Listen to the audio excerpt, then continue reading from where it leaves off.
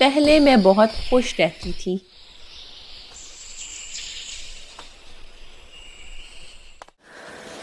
پھر میری سوتیلی ماں آ گئی جس نے مجھ پہ بہت ظلم کیے۔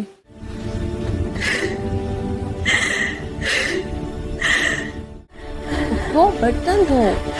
میری طبیعت خراب ہے، میں برتن نہیں دھو سکتی۔